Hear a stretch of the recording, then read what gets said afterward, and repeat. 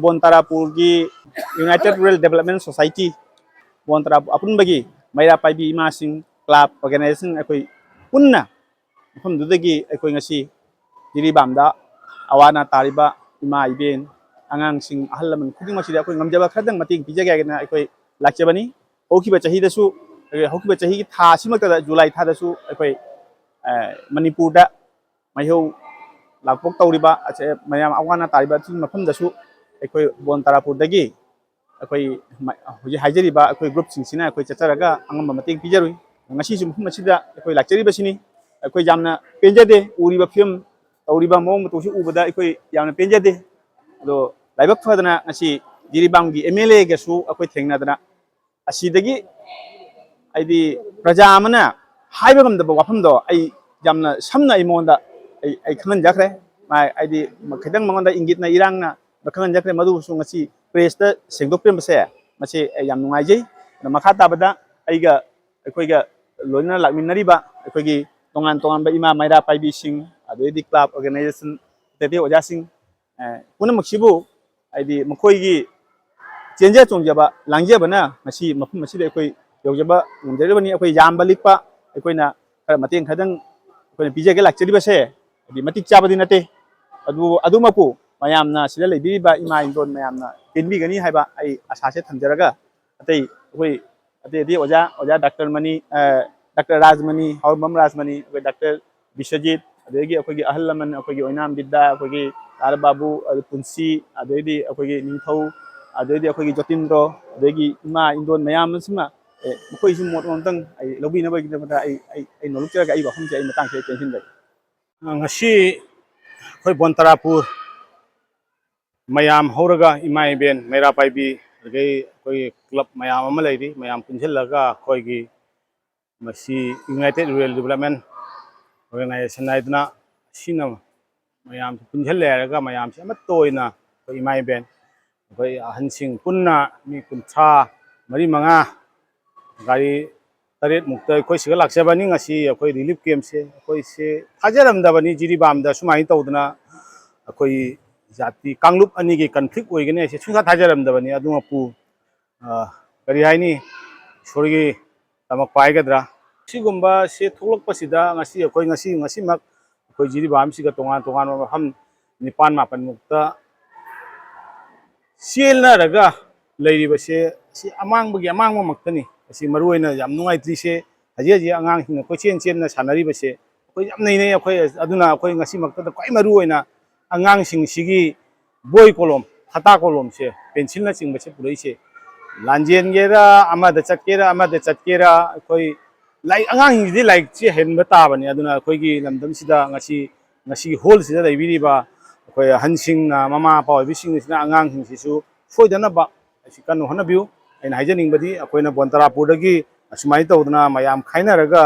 फिरोन मरुइना चाना थंगना बदी असि लेम पाना लेरे अदु सो कोइ खरा मक्ति पुजरै मरुइना फिरोन अंगांग सिंगी फिरोन इमा इबेन सिंगी फिरोन जुम्मै चाखिबाय से गई न तोन बसे कोई असगे न तोन बसे लेते आइना यामबा ममांगैदे होना हाइनरकपनि अदुना कोई फिबम सिददी सरकार ना सु ngamba चाना थंगबदी मतेंग पांगी न ताजै अदुगा फिरोन की मतंग से कोई सुम ताजबदे खितंग वाली खोली काना सुम तारकपदगे कोई सेना चानाबा फिरोन खरगा इसिंग खरगा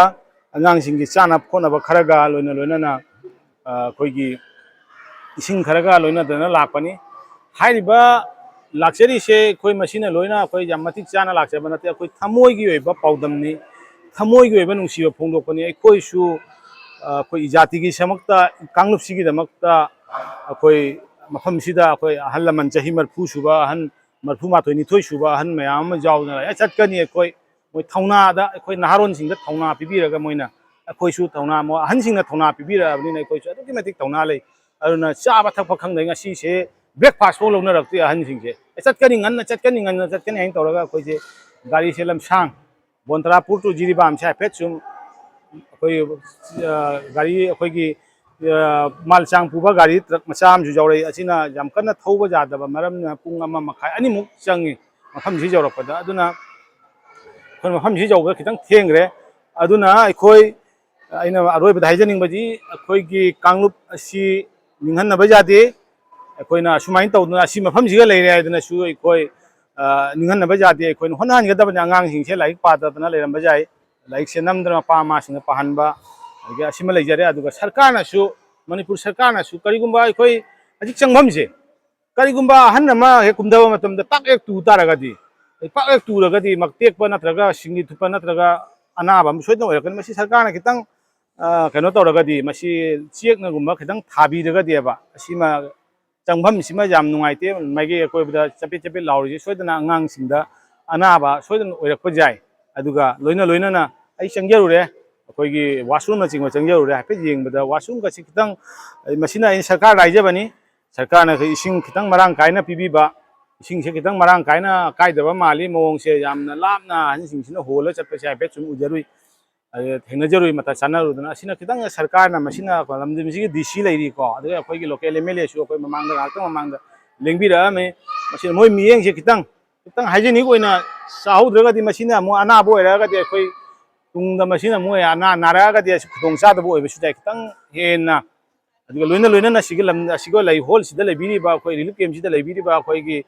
ꯑꯍꯟꯁꯤꯡ ꯃꯌꯥꯝ ꯑꯩꯈꯣই ꯏꯆꯥ ꯏꯆꯟ ꯃꯌꯥꯝꯁꯤꯡꯁꯤꯅꯁꯨ ꯈꯤꯇꯪ ꯂꯨꯅ ꯅꯥꯟꯅ ꯏꯁꯥ ꯏꯅꯩꯈꯟ ꯇꯧꯗ꯭ꯔꯒꯗꯤ ꯃꯗꯨꯁꯨ ꯈꯨꯗꯣꯡꯆꯥꯗꯕ ꯂꯥꯛꯀꯅꯤ ꯑꯉꯥꯡꯁꯤꯡꯁꯦ ꯁꯣꯏꯗꯅ ꯅꯥꯔꯛꯀꯅꯤ ꯑꯉꯥꯡꯁꯤꯡꯁꯦ ꯂꯨꯅ ꯅꯥꯟꯅ ꯂꯩꯍꯟꯕ ꯂꯥꯏꯔꯤꯛ ꯄꯥꯍꯟꯕ ꯑꯁꯤꯅꯤ ꯑꯁꯤ ꯍꯥꯏꯔꯒ ꯑꯩ ꯃꯇꯥꯡꯁꯤꯗ ꯇꯦꯟꯁꯤꯟꯖꯒꯦ ꯇꯔꯥꯄꯨꯔꯗꯒꯤꯅꯤ ꯃꯥꯏ ꯃꯃꯤꯡ ꯑꯣꯏꯅꯥꯝ ꯕꯤꯗ꯭ꯌꯥ ꯀꯧꯏ ꯍꯣꯏ ꯌꯥꯝ ꯌꯥꯎꯖꯕ ꯃꯌꯥꯝ ꯑꯋꯥ ꯑꯅꯥ ꯇꯥꯔꯦꯁꯤꯒ ꯃꯥ ꯂꯩꯕ ꯌꯥꯗꯗꯅ ꯌꯥꯎꯔꯛꯏꯕꯅꯤ ꯃꯤꯇꯩ ꯃꯌꯥꯝꯁꯦ ꯄꯨꯜꯂꯛꯄꯗ ꯄꯨꯛꯅꯤꯡ ꯅꯨꯡꯁꯤ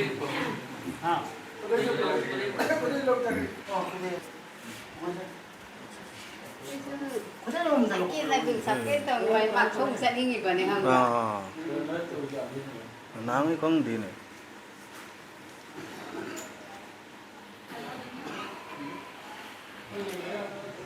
ꯑꯗꯨꯃꯥꯏꯅ ꯑꯣꯏꯕꯗꯒꯤ ꯃꯣꯏꯔꯥꯡ ꯅꯤꯡꯊꯧ ꯃꯣꯏꯔꯥꯡ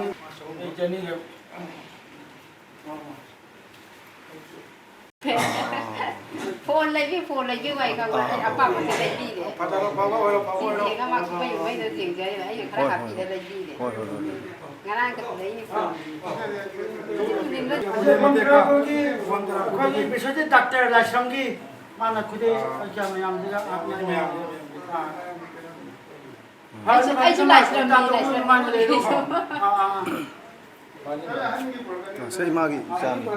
ꯑꯩꯒꯤ ꯏꯆꯥꯅꯤ ꯀꯌꯥꯝ ꯀꯨꯏꯔꯦ ꯃꯥ ꯅꯥꯕꯁꯤꯗꯤ ꯃꯥꯡ ꯅꯥꯕꯁꯦ ꯆꯍꯤ 3 ꯐꯥꯔꯦ ꯑꯁꯤꯒꯨꯝꯕ ꯑꯅꯥ ꯑꯌꯦꯛꯁꯤꯡꯁꯤ ꯌꯥꯎꯔꯒ ꯂꯥꯟ ꯆꯦꯜꯂꯛꯄ ꯀꯥꯏꯁꯤ ꯅꯨꯡꯉꯥꯏꯕ ꯊꯕꯛ ꯑꯃꯗꯤ ꯅꯠꯇꯦ ꯑꯁꯤꯒꯤ ꯐꯤꯕꯝꯁꯤꯗꯐꯥꯎ ꯃꯅꯤꯄꯨꯔ ꯒꯣꯚꯔꯟꯃꯦꯟꯠꯅ ꯁꯦꯟꯇ꯭ꯔꯦꯜ ꯒꯣꯚꯔꯟꯃꯦꯟꯠꯅ ꯑꯩꯈꯣꯏꯒꯤ ꯂꯩꯖꯩ ꯐꯤꯕꯝꯁꯦ ꯑꯩꯈꯣꯏꯁꯦ ꯃꯤ ꯑꯣꯏꯅ ꯎꯗ꯭ꯔꯦꯕ ꯑꯩꯈꯣꯏ ꯂꯩꯔꯤꯕ ꯈꯔꯁꯦ ꯑꯩꯈꯣꯏꯁꯦ ꯇꯨꯃꯤꯠ ꯈꯥꯡꯕꯃꯥꯏꯅ ꯎꯔꯦ ꯑꯁ ꯃꯥ ꯍꯣꯠꯅꯕꯗ ꯂꯣꯏꯔꯕꯅꯤꯅꯦ ꯑꯗꯨꯅ ꯑꯣ ꯑꯩꯅ ꯑꯩ ꯀꯩꯅꯣ ꯂꯝꯗꯥ ꯈꯨꯅꯧꯒꯤꯅꯤ ꯂꯝꯗꯥ ꯈꯨꯅꯧ ꯀꯩꯅꯣ ꯗꯨꯔꯒꯥꯄꯨꯔ ꯑꯗꯣ ꯁꯨꯃꯥꯏꯅ ꯃꯣꯏ ꯀꯨꯀꯤꯅ ꯌꯨꯝ ꯀꯩ ꯃꯩ ꯊꯥꯔꯛꯄꯗꯒꯤ ꯑꯗꯨꯅ ꯑꯩꯈꯣꯏ ꯏꯆꯥꯁꯦ ꯄꯨꯔꯒ ꯖꯤꯔꯤꯕꯥꯝꯗ ꯂꯥꯛꯄꯅꯤ ꯂꯩꯐꯝ ꯈꯪꯗꯅ ꯑꯗꯣ ꯔꯤꯂꯤꯐ ꯀꯦꯝꯞꯇ ꯑꯩꯈꯣꯏ ꯍꯧꯖꯤꯛ ꯂꯩꯔꯤ ꯑꯗꯨꯅ ꯍꯧꯖꯤꯛ ꯏꯆꯥꯁꯤꯒꯤ ꯀꯔꯤꯒꯨꯝꯕ ꯑꯃꯇꯪ ꯑꯩꯅ ꯍꯥꯏꯖꯅꯤꯡꯉꯤ ꯃꯥꯏ ꯃꯁꯥꯁꯤꯒꯤ ꯁꯥꯏꯀꯦꯜ ꯑꯃꯇꯪ ꯇꯣꯡꯖꯒꯦ ꯈꯣꯠꯆꯒꯦ ꯍꯥꯏ ꯑꯗꯨꯅ ꯑꯩꯅ ꯁꯥꯏꯀꯦꯜ ꯑꯃꯇꯪ ꯄꯤꯕꯤꯔꯗꯤ ꯐꯅꯤ Ada ima kena saya mak saya ming di kau ga. ꯊꯧꯅꯥ Mak kudong jarak kalau matungda mas pura ga lakos di kemain pura ga. ꯃꯥꯛꯁꯦ ꯀꯩꯅꯣꯗ ꯃꯣꯏ ꯑꯥꯔꯃꯤꯅꯅꯦ ꯏꯁꯀꯣꯔꯠ ꯇꯧꯔꯒ ꯑꯩꯈꯣꯏꯁꯦ ꯆꯞꯄꯒ ꯄꯨꯔꯛꯄꯅꯦꯕ ꯑꯥꯔꯃꯤ ꯃꯅꯨꯡꯗ ꯍꯥꯞꯄꯒ Karena matungda kemain tahu ga masih suka matungda. ꯃꯥꯛꯁꯦ ꯊꯕꯛ ꯏꯪꯈꯥꯡꯒꯗꯤ ꯁꯨꯔꯝꯕꯗ ꯃꯥꯅ ꯂꯣꯏꯅ ꯍꯖꯤꯔꯥ ꯅꯨꯡꯖꯥꯔꯒ ꯁꯨꯅ ꯑꯩꯈꯣꯏꯒꯁꯦ ꯊꯥꯛꯑꯝꯃꯤꯅꯤ ꯑꯗꯩ ꯃꯥꯛꯁꯦ ꯇꯨꯔꯨꯕꯗꯩ ꯍꯥꯏꯕ ꯇꯥꯏꯗ ꯇꯨꯔꯨꯕꯗꯩ ꯑꯩꯁꯨ ꯈꯪꯍꯧꯗ꯭ꯔꯦꯕꯀꯣ ꯃꯤꯅꯗꯤ ꯇꯨꯔꯨꯕꯗꯩ ꯇꯧꯔꯤꯅꯦ ꯑꯩ ꯑꯗꯣ ꯃꯥꯛꯁꯦ ꯇꯨꯔꯨꯕꯗꯒꯤ ꯑꯔꯨꯝ ꯍꯧꯈꯤꯀꯣ ꯑꯔꯨꯝ ꯍꯧꯈꯤꯕꯗꯨꯒ ꯑꯗꯩꯗꯤ ꯅꯨꯃꯤꯠ ꯍꯞꯇꯥꯃꯨꯛꯇꯤ ꯃꯥꯛꯁꯦ ꯆꯠꯂꯝꯃꯤ ꯑꯗꯩ ꯆꯠꯂꯝꯃꯒ ꯑꯩꯈꯣꯏ ꯌꯨꯝꯕꯨꯡꯒꯨꯗꯒꯕꯨꯗꯤ ꯄꯨꯔ ꯌꯦꯡꯉꯨꯔꯦ ꯑꯦꯛꯁꯔꯦꯒ ꯀꯥꯞꯈꯣꯠꯅ ꯀꯔꯤꯝ ꯁꯣꯏꯕꯗꯤ ꯂꯩꯇꯦ ꯑꯩ ꯑꯗꯩꯗꯤ ꯂꯣꯏ ꯂꯣꯏꯔꯒ ꯃꯣꯏꯅꯕꯨꯗꯤ ꯍꯥꯏꯔꯛꯏꯀꯣ ꯑꯝꯇꯪꯒ ꯄꯨꯊꯣꯔꯛꯎ ꯌꯦꯡꯁꯦ ꯍꯥꯏꯅ ꯑꯩꯈꯣꯏꯅ ꯄꯩꯁꯥꯗꯣ ꯂꯩꯈꯤꯗꯕꯅꯤ나 ꯄꯨꯊꯣꯛꯄ ꯉꯝꯈꯤꯗꯦ Cahiri kya mo pa. ꯃꯥ ꯆꯍꯤ ꯍꯧꯖꯤꯛ 19ꯅꯤ Dari tadi kya mo pa. ꯃꯥ ꯂꯥꯏꯔꯤꯛꯇꯤ ꯏꯖꯥ ꯇꯝꯍꯧꯗ꯭ꯔꯦꯗ ꯃꯔꯣꯟꯗꯣ ꯑꯩꯈꯣꯏꯅꯁꯨ ꯇꯝꯍꯜꯍꯧꯗ꯭ꯔꯦ ꯍꯥꯏꯕ ꯆꯍꯤ ꯀꯌꯥꯃꯨꯛꯀ ꯐꯥꯕ ꯃꯇꯝꯗ ꯃꯥꯒꯤ ꯁꯤ ꯍꯥ ꯃꯁꯥꯒꯤ ꯆꯍꯤ ꯀꯌꯥ ꯐꯥꯔꯛꯄꯗ ꯁꯤꯒꯨꯝꯕ ꯐꯤꯕꯝ ꯑꯣꯏꯔꯤꯕꯅꯣ ꯍꯥꯏꯕ ꯃꯥꯏ ꯁꯤꯁꯦ ꯃꯥ ꯀꯨꯏꯗ꯭ꯔꯤ ꯆꯍꯤ 3 ꯂꯣꯝꯗꯤ ꯐꯥꯔꯦ ꯃꯥ ꯁꯨꯃꯥꯏꯅ ꯅꯥꯔꯛꯏꯁꯦ ꯍꯣꯏ ꯍꯣꯏ ꯍꯣꯏ ꯑꯩꯈꯣꯏꯒꯤ ꯃꯊꯪ ꯀꯅꯥꯒꯨꯝꯕ ꯑꯣꯔꯒꯅꯥꯏꯖꯦꯁꯟꯁꯤꯡꯅ ꯑꯩꯈꯣꯏꯒꯤ ꯚꯤꯗꯤꯑꯣꯁꯤꯕꯨ ꯌꯦꯡꯕꯤꯕ ꯇꯥꯔꯒꯗꯤ ꯑꯩꯈꯣꯏꯒꯤ ꯏꯆꯤꯜ ꯏꯅꯥꯎꯁꯤꯒꯤꯗꯃꯛꯇ ꯁꯥꯏꯀꯜ ꯑꯃꯈꯛꯇꯪ ꯃꯥꯅ ꯄꯥꯝꯖꯩ ꯁꯥꯏꯀꯜꯗꯨꯃ ꯊꯧꯕꯤꯕ ꯇꯥꯔꯒꯗꯤ ꯍꯥꯏꯗꯤ ꯊꯧꯕ ꯇꯥꯔꯒꯗꯤ ꯃꯉꯣꯟꯗꯁꯨ ꯃꯁꯥꯒꯤ ꯄ꯭ꯔꯦꯛꯇꯤꯁꯀꯤ ꯃꯑꯣꯡꯗ ꯈꯔ ꯆꯥꯎꯅ ꯐꯔꯛꯄꯁꯨ ꯌꯥꯏ ꯍꯥꯏꯅ ꯑꯩ ꯋꯥꯈꯜꯗ ꯈꯟꯖꯩ ꯑꯗꯨꯅ ꯌꯦꯡꯕꯤꯔꯤꯕ ꯃꯌꯥꯝꯅ ꯁꯥꯏꯀꯜ ꯑꯃꯈꯛꯇꯪ ꯃꯥꯒꯤꯗꯃꯛꯇ ꯀꯩꯅꯣ ꯇꯧꯕꯤꯅꯕꯒꯤꯗꯃꯛꯇ ꯅꯤꯡꯁꯤꯡꯖꯔꯤ ꯊꯥꯒꯠꯆꯔꯤ Kasar Bon Terapuday laiba. Kasar Bon Terapuday ne. Ima hoy mayam sumaina wana na layadana ne. Ima hoy se. Ngai te ima hoy na lay. Lagi chơi akwai cái đó awa ba ai đó ôi akwai cái awa Kasar pa ka mamaw ka dia da ne. Ngai te ne ima na lay di ba phibam je. chỉ ngon đó lấy mình chỉ mà nó phá Hoy ne farakani da. Ah. nó bắn đó anh đang bảo ra cái chỗ đi mà ra cái chỗ đi là Ngai te. cái đâu rồi phải mới ăn đó nung chi cho nó phải không có đi đi cái xe bút Ima sina kari lam gino. Siri kadai gino. anh quay làm tao con ông mày thà cái bên độ Ha. làm tao con ông mày thà Kambal laman ne. Kane amaga mate amaga imagi. Imagi Imagi se tire. Upachani ji upachalu. Ini je. Je. Lepas jom matang ai ngam ka toi. Kasi to. Kan nungai ni. Jam khalu nu. 인매칭기 마웃 진저라가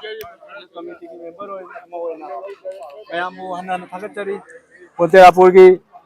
ꯂꯥꯛꯄꯤꯔꯤꯕ ꯃꯃꯜ ꯌꯥꯝꯂꯕ ꯑꯣꯖꯥꯁꯤꯡ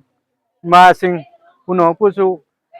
ꯇꯧꯕꯤꯃꯜ ꯈꯪꯕ ꯎꯠꯆꯔꯤ ꯏꯟꯃꯦꯠꯁꯤꯡꯒꯤ ꯃꯍꯨꯠ ꯁꯤꯟꯖꯔꯒ ꯍꯥꯏꯕꯗꯤ ꯑꯣꯖꯥꯁꯤꯡꯅ ꯊꯅꯝꯂꯤꯕ ꯄꯣꯠ ꯆꯩ ꯑꯁꯤꯒꯤ ꯃꯃꯜꯁꯤ ꯃꯃꯜ ꯅꯥꯏꯗ꯭ꯔꯕ ꯑꯗꯨꯒ ꯌꯥꯝꯕ ꯂꯤꯛꯄꯒꯤ ꯋꯥꯐꯝꯅ ꯇꯣꯉꯥꯟꯕꯅꯤ ꯉꯁꯤ ꯂꯥꯛꯄꯤꯗꯅ ꯏꯃꯥꯁꯤꯡ ꯑꯣꯖꯥꯁꯤꯡꯅ ꯂꯥꯛꯄꯤꯗꯅ ꯃꯐꯝ ꯑꯁꯤꯗ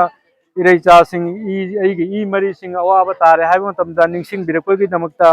ꯍꯟꯅ ꯑꯩꯍꯥꯛꯅ ꯃꯌꯥꯝꯒꯤ ꯃꯍꯨꯠ ꯁꯤꯟꯖꯔꯒ ꯑꯣꯖꯥꯁꯤꯡꯕꯨ ꯈꯨꯔꯨꯝꯖꯔꯤ ꯊꯥꯒꯠꯆꯔꯤ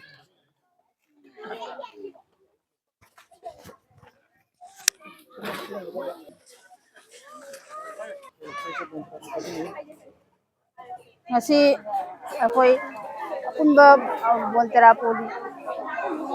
Mayra paibi amasung matlup din mapunsallaga ako'y na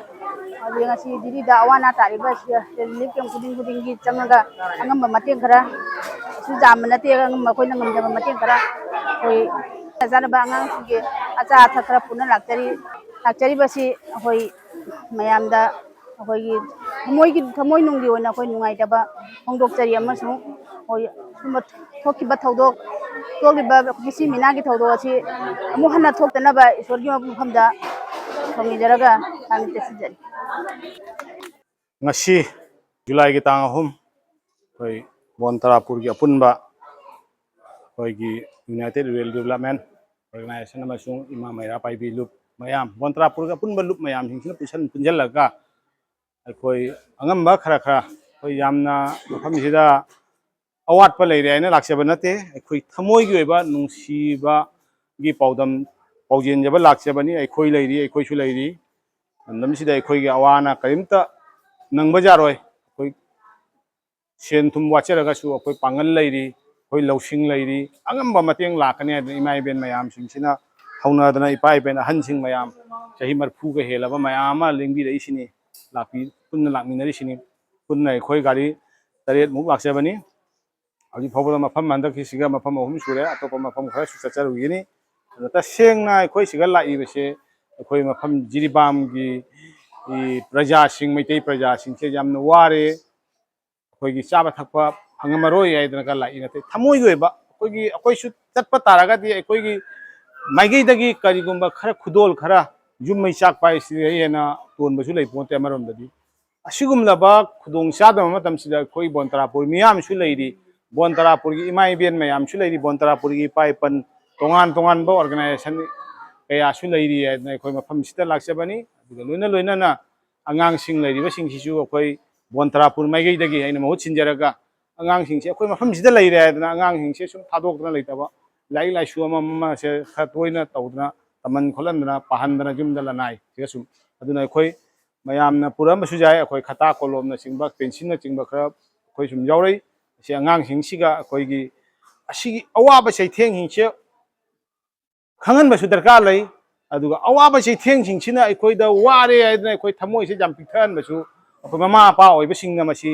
तौहनबिदनबा अदुगा अखोई अवाबसिसु अखोई अमु खंगनदबा जादे अखोईसे सुमाइ सुमाइ तौरैबनि आइसे अदुना अखोईसे मफमसिदा लैबिरिबा अखोई मयाम पुनम अखोई करिमता वानिंगाइ लैते अखोई लैरी अखोई अजिक अखोई इमा इबेन मयामसे लाइसिंगसे सोनिरा मतनी इंजेक्शन कापगा लाको फनाजाम यावरि ngasi ayukse अखोई करिगी दमकता अखोईगी इमा इबेन मयाम मफमसे करिबगी सोंथादोरिनो सोंथाबा जारो यादना इमा अमला इसेहि मरफुनि तो हुमदो सुरबनी चटकनी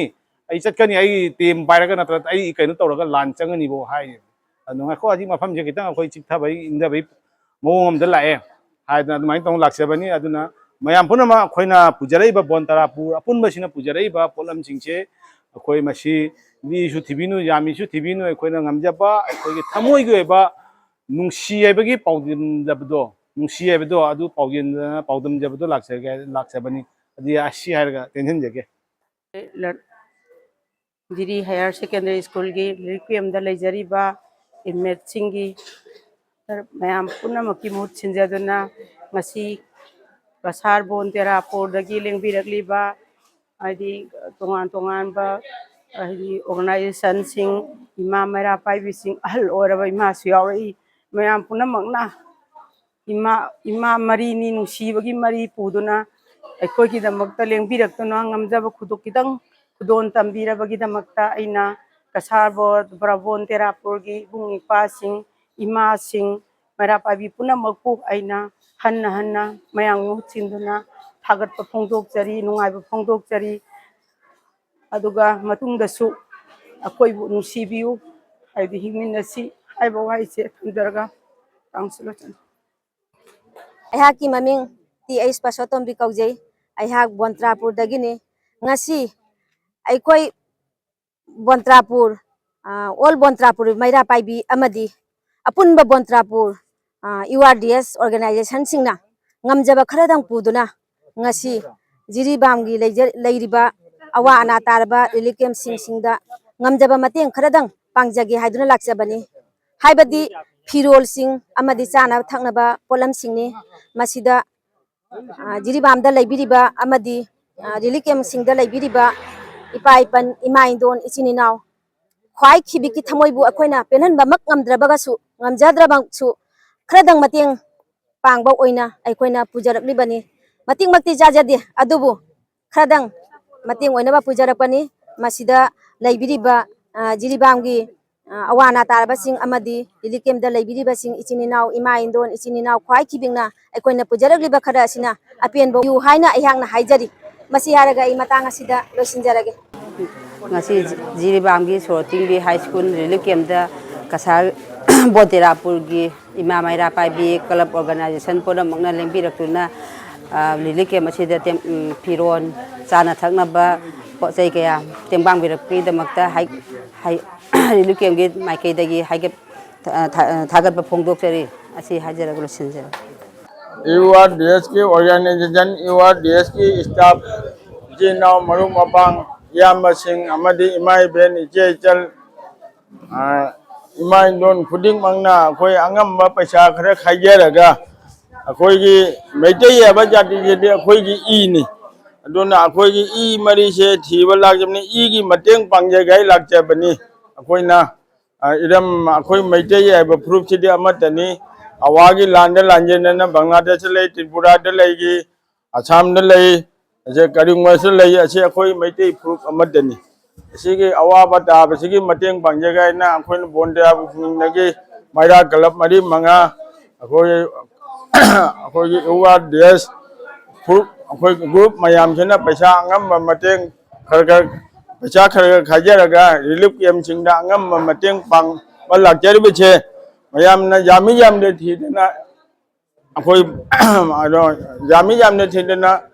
हराव तयाम लौसन भी वाइना आइना इंदौगी तरफ हाजरी पोरगा इसागी इरम दुगा चलगा मुक्तंगदु लेता न लेबा हाइबसे एगी तरफ हाजरी ngamjaba khatang mating pijage na koi lakchabani ado koina ajabada lakhinugor sidi kanamatana sida government gi sarkar gi mating ju phangde aina tajai adagi asomdagi lakwa kanguru su asomda sum chakhiba asigana sum changdabane adi ek iwang helala ga inak nakpa adu mosigi lambi thong jina mongja da ne changamde aina koi tajabadagi koi masimadi koi jausi koi jana marona lawjari dip kenogi Borobeka da leiba tholokpa ngamda leiba awaba tarba singduga akhoi jam khanjari se ngasi Lakhinugor sida leiba midi jamde na akhoi tajai ado asiga leiba sigi masi tadi akhoi jauningi haidana akhoi aroi boina akhoi asida akhoi jaujari bani akhoi pochai ju akhoi jana pujarakte aje akhoi cheng chak khara tawga akhoi item akhoi se tara nipan muk subani mado subra sudabra idi khangdre akhoi naharol singa tawbani ko na sida akhoi na hujui ji akhoi cheng bag ani khak pujarai adogidi thauga adogidi hawai chengwai khara adogidi champak bakka akhoi pujarai firol sing adogidi imai bena sinaba imai ben ni pochai khara wo yaujarakpani yaujarei mache akhoi mayamna thungba thungdaba mayamna penbidaba akhoi se asum asida awaba taraga maitei sida awaba taraga akhoi gi thamoi pro lona angang dagi horaga ahan phawda lona thamoi da phaweba nungai to phaweba adu pambai di leite ke dawni mache akhoi gi manipur gi hauji akhoi gi mapi mapa oibiriba asi su khara sonnan braina khalli in comparison with other states atopas di rajya singa ai keno mache ai midhe mangda ai haijari Assam Mizoram ade Arunachal Pradesh ta lei pale mapi mapa oiba singse akhu mapi mapa oiba sing hai di akhoi bu ngakpi sembiriba akhoi gi lebak ki mantri mandol singse mase manipur gi je khidang son baina akhoi ningam jade moi da sauning bana chadaba akhoi jamna puning je penjade atopa lebak sing siga atopa state sing je changnam bada na sumaina na khungai leikai na jungkai leikai na se chali se achagi mapi mapa oibada matik chada ba haibaduni matik chada ba haibaduni aduna kedawni akhoi gi laibak ta thoe ado yamna thuna masi shanti da hanjal laktana mayam se magi lairaba jum duga akhoi changdana leiba ngamba isorda khuram jaraga akhoi na khara pujari base mase akhoi sinajaramge mase jami jamde waro binu akhoi nungsinabagi igi marigi adi khongul lijaktana akhoi ngamja mating pibani haibase mase khandok piraga penbiu haina akhoi bontra pudi lakchariba ima indon sing maira paibi ima sing ate naharol ahlon singi maikei dagi mayamda akhoi nolukna haije matang se ilusinjage ngasi Bontarapur dagi club maira paibi oja sing lengbiratuna ngamjaba firon cheng angamba posei mayam poraptuna ngasi akhoi khungang asida giriban dagi awana taduna lakliba ichinau sing asibu kari kamai tauge haina khungun libirapase jam thina nungai jai jam thina thaga jab phongdokjari aduga ngasai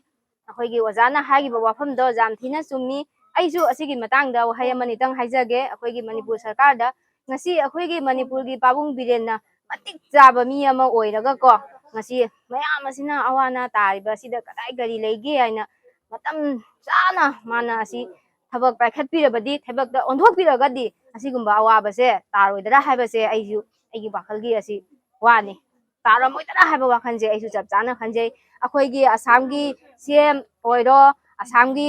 any CO so punamak thabak tawbada asmaina delay oide aduga akhoi gi Manipur gi pabung biren gi mafam dasu aina pukning chingsanjari अथुबा मतमदा जिरीबामदा लेइबा प्रजासिंगी अवाबदा माय ओनसिनबिरक्तुना अइगी प्रजासिंगसे कमाइना गदौरी करंबा मओंगदा लेइ हाइबसे अमुक्तंग नुंसिबिदुना खोंगुन लिबु हाइबा वाफमसे अइ असिमजु थमजनिंगी अदुगा लोइनाना ngasi Bontarapurdagi lakpiriba Maira Paibi Club Organization laiba organization puna maksibusu hanna hanna Lakshinagargi Maira Paibi taraptagi thagasaba phongdoksai